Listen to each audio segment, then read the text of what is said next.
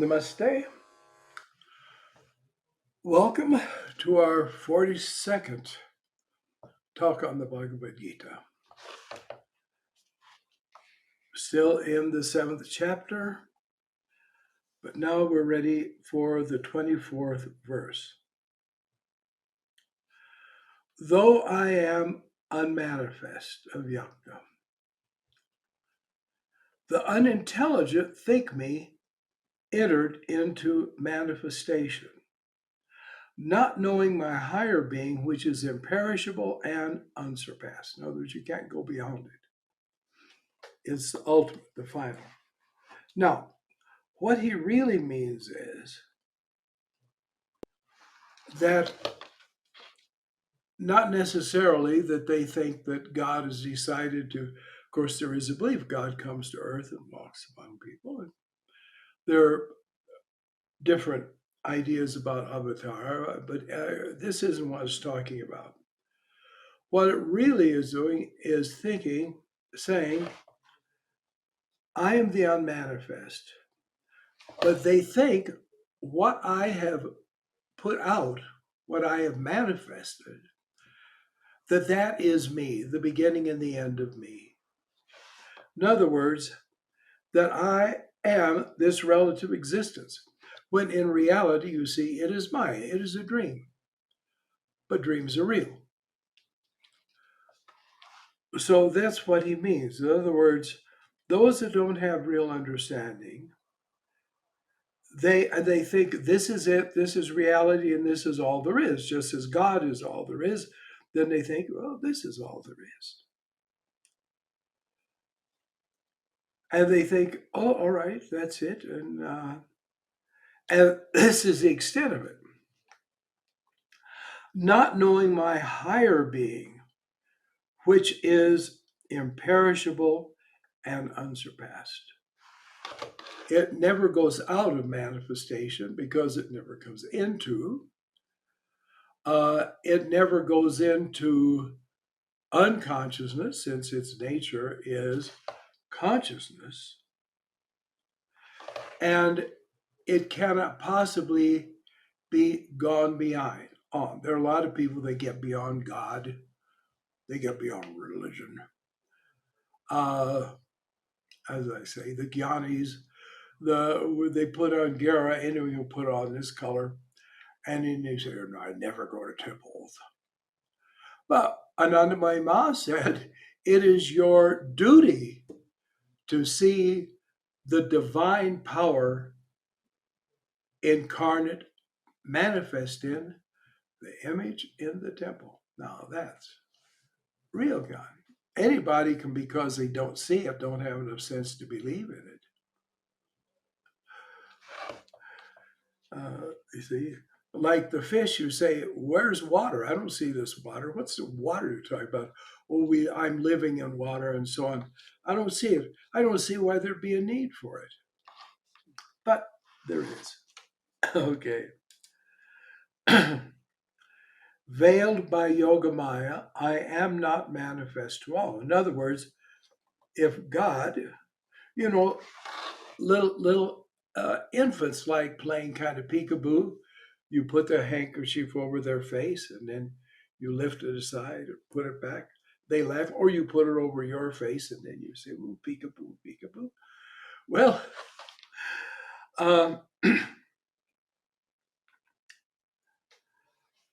God does lift up the veil and say, hello there, here am I. Oftentimes when people then don't want it to be, you see, I've heard of people who coming into the company of great yogis, the yogis may say, for example, touch them and give them this flash of the revelation, and have people cry and say, what are you doing to me? I've got all this I have to do and that I have to do. And now after what I've seen, how am I going to be absorbed in it? Well, the whole idea is to be what Krishna's talking about. See the absolute and yet live in the relative and function in the relative. Saints can do anything better than others can. Now, I would not call Anandamayi Ma a saint. Ma was the embodiment of that which makes saints. But it was interesting because Ma could do the most incredible things physically. I don't mean in the sense of miracles. For example, the sacred thread. The sacred thread is a cotton uh, circle. Actually, is composed of three threads, which has a knot at one end, and is put on by the Brahmins. They wear it across the. It's called the Yagyapavita also, which means it's a sacrificial, actually, uh, thread, and they would never think of doing worship or even fire sacrifices without wearing it. All right. Well, you can imagine, think of that much. And of course, it has to be a cord because, they wear it for a certain amount of time. They even loop it around their thumbs sometimes. They hold it out. So it's like uh, twine that we have, that we tie packages up with. Maybe not as coarse, but string. It's a string. It's not just a thread like what you get off a spool. But Ma could make these that were so small and so delicate, you could put them uh, inside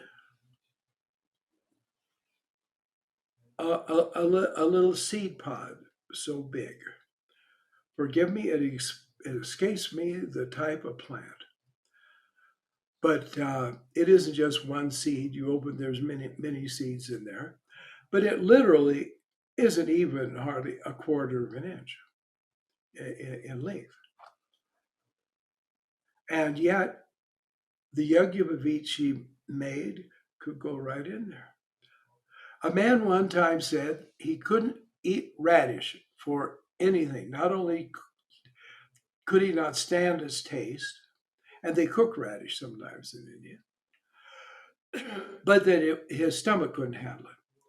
Ma invited him for lunch, and it was an elaborate lunch with many dishes. And he loved them all and ate them all up. And then Ma told him everyone was made out of radish.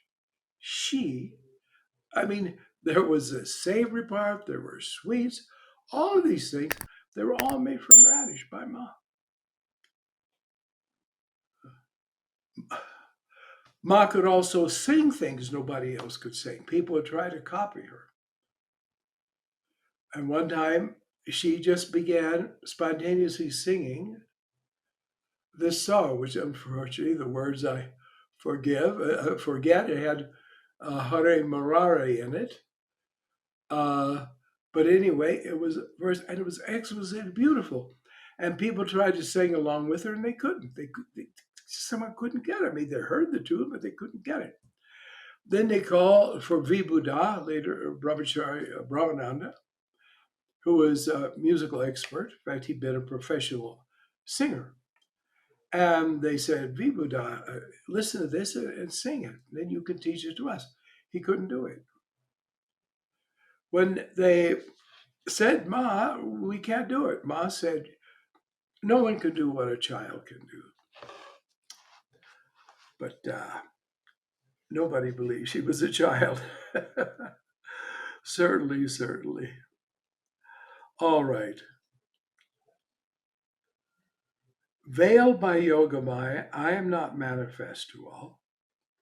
And that was the way it was with Ma. People asked Ma, well, what are you? Who are you? What are you? And Ma would say, I'm whatever you think I am. Well, that's incredibly profound because she's meaning I'm everything. And also, I will be whatever you think I am. So people who thought she was crazy, well, she was crazy. People thought she was a fraud, well, she was a fraud. People who thought she was God, yes, she was. Indeed, indeed. No one can describe Just the seeing of Ma, your consciousness was changed. And in that change, you began to start seeing yourself, which is what you needed. So Ma didn't delude people by drawing their awareness out. Now, fakes who didn't really see anything in Ma, but because she was so famous, had to pretend like, oh, yes, I just look at Ma and I'm swept away. Well, Ma didn't sweep anybody away, you see. So there are people who will say, oh, yes, I went to Anandamayi Ma many times.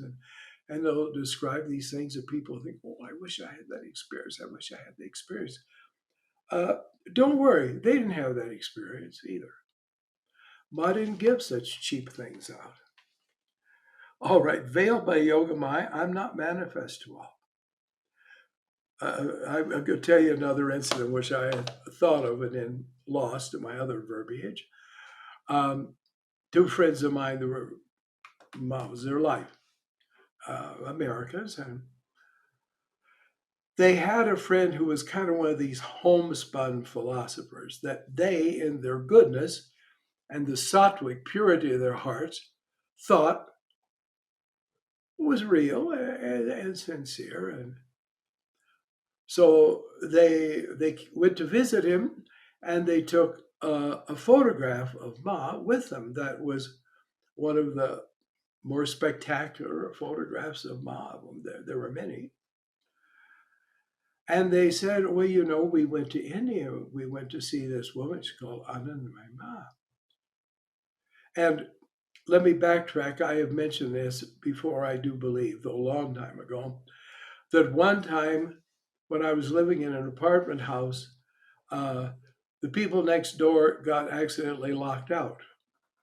And there were actually the two people lived there and about two or three friends of theirs. So they knocked on my door and said they were locked out. The locksmith was coming.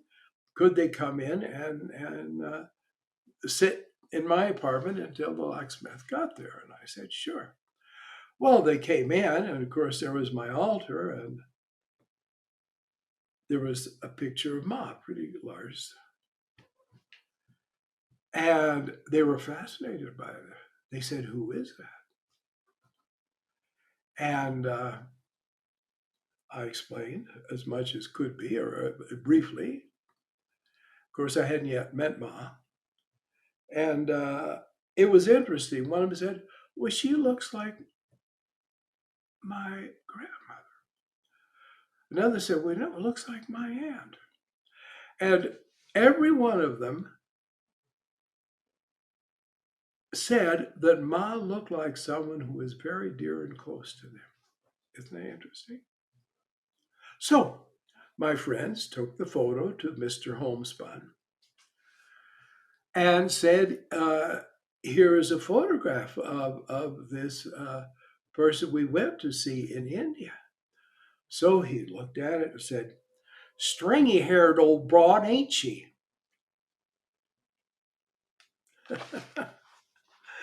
Yes, indeed. This deluded world perceives me not, who am unborn and imperishable.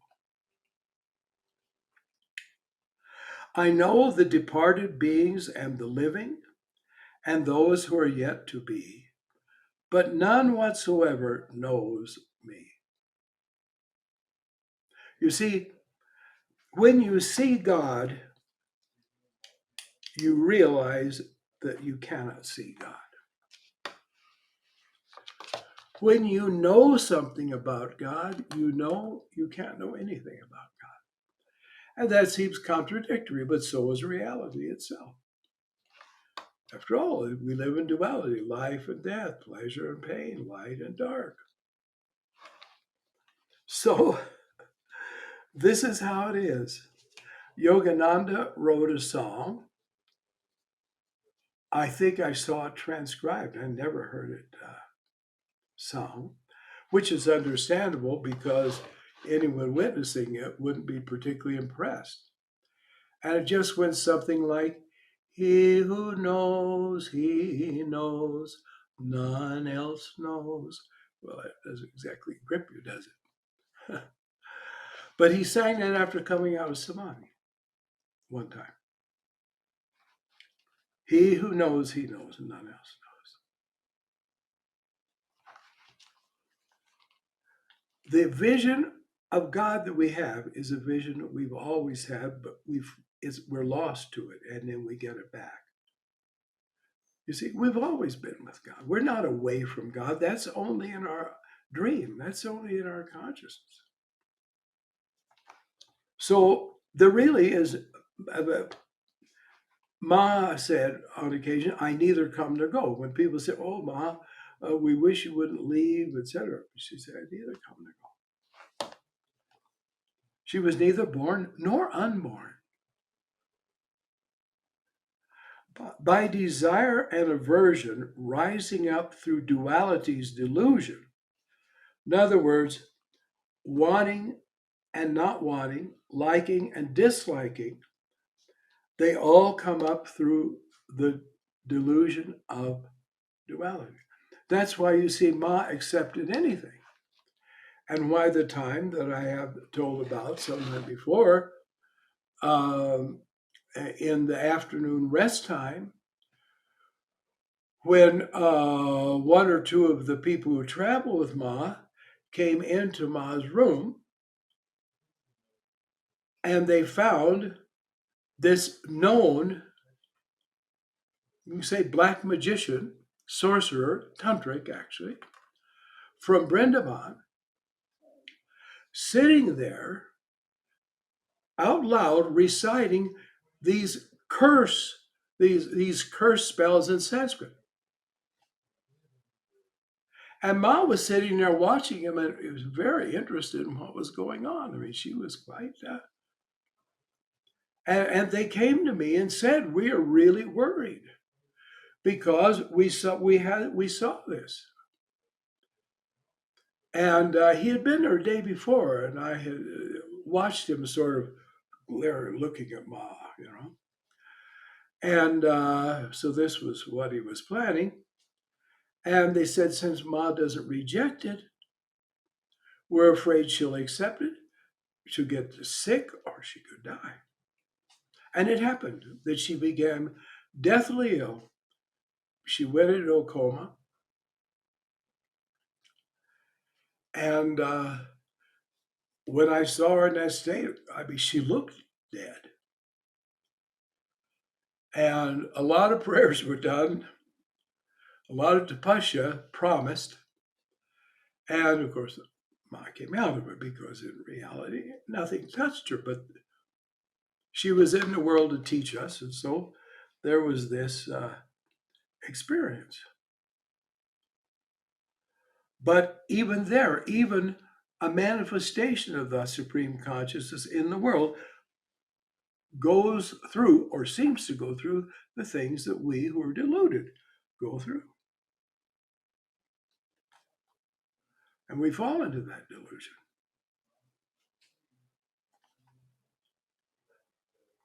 This is why, for example, there were occasions where people thought Mother was virtually dead and they were grieving. And they'd say, well, Mother has been unconscious.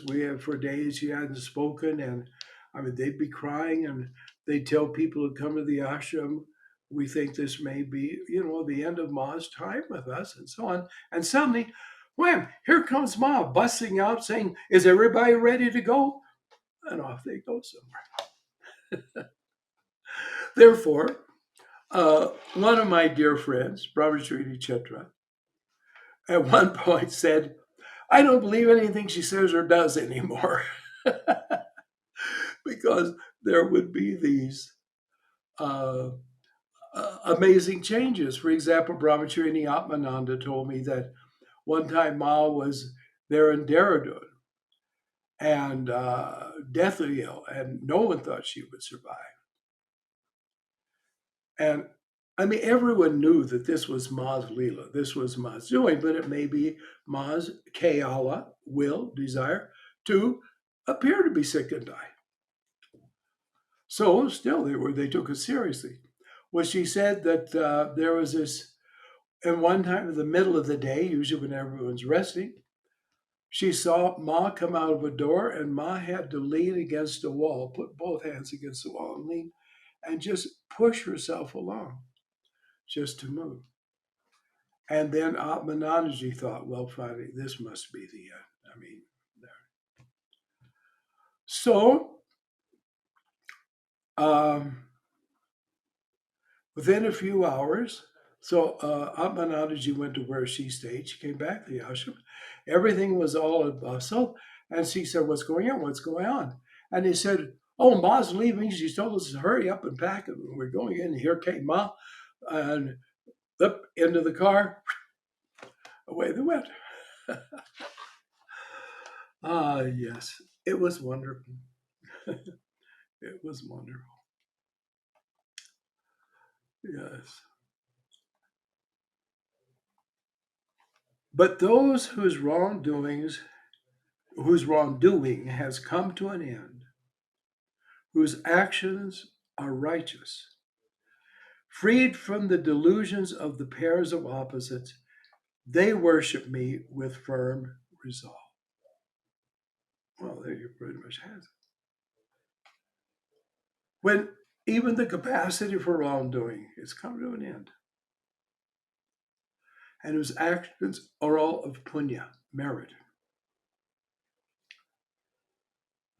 they worship me with firm resolve. Those who strive toward freedom from old age and dying, which means the human condition, taking refuge in me, know Brahman totally, not a little bit. And oh, it's so much, it's so great, they'll go on to a higher world. No, they know all there is of Brahman, because you see, Brahman is one single, incomplex being. So you know it or you don't know. So they know Brahman totally and know the self and karma perfectly. In other words, they know the right action to do. This isn't a sense of karma, like karma we reap, but the right way of going through this world. Those who know me as the primal being and primal God, as well as the primal sacrifice. God is all these things. He's being itself, then he's God, such as Ishvara, and then he himself is a very action of the worship of God. It's all God's doing. So he's the Adi Yagya, the primal sacrifice. They know me with steadfast thought, also at the time of death. This is the last verse of this chapter.